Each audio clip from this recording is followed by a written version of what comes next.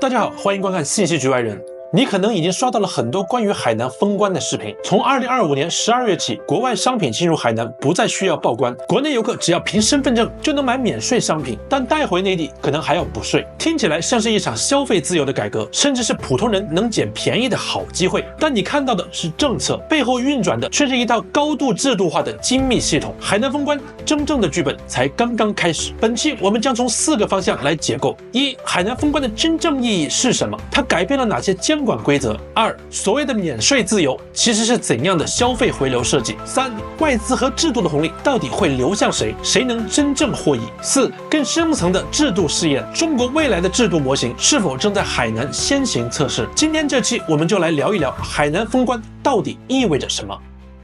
所谓封关，其实不是关门，而是把海南从传统的海关监管体系中剥离出来。以前，所有进出中国的货物都要经过海关审批，但从2025年12月起，海南将不再设立传统的进出口海关，而是采用全新的监管机制。海外商品可以自由进入海南，无需缴纳关税；海南本地商品可以自由出口，无需报关，形成境内关外的状态。在中国国土之内，却运行一套接近自由港的制度。这并不是更方便的小修小补，而是一次监管逻辑的大重构。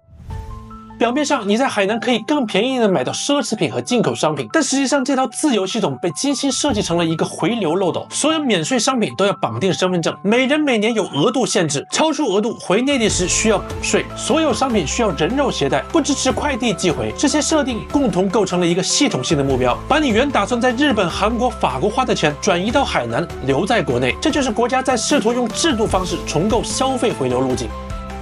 从短期看，海南本地免税店将爆发，游客开始激增，代购套利行为也随之抬头。但我们需要警惕灰产是否利用制度漏洞低买高卖，是否会出现假货中转、洗钱、转口套利，本地监管机制是否能跟上制度变化。别忘了，制度是开放的，但监管必须同步进化。这不是一次简单的区域性改革，而是一次全链路的系统级试验。贸易、商品零关税、零配额；金融设立自由账户体系，吸引资本进出；数据探索跨境数据流动的标准与边界；消费打造全球商品本地化流通模式。海南的意义就像当年的深圳一样，成为国家实验新路径的跑道。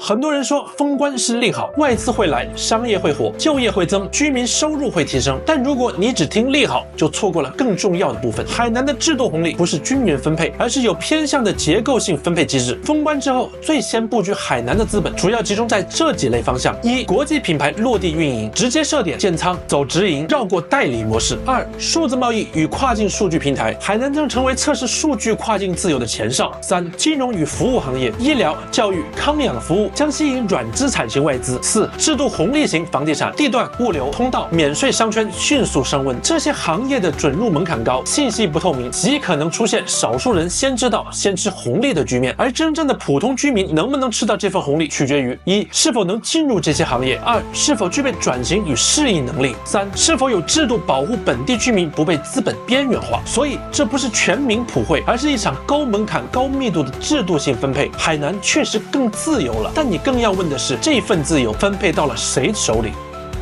海南封关看起来像是一个免税政策，其实是一次从监管制度、商品流通、消费回流、数据跨境到资本试探的全链路制度的沙盒测试。如果深圳是制造业的改革起点，海南就是制度架构演进的试验田。这场试验不是为了一时的政策红利，而是为未来更复杂、更开放、更自主的制度体系预演基础。好了，今天节目就到这里。如果你也喜欢我的内容，请关注、点赞、转发、收藏。咱们下期再见。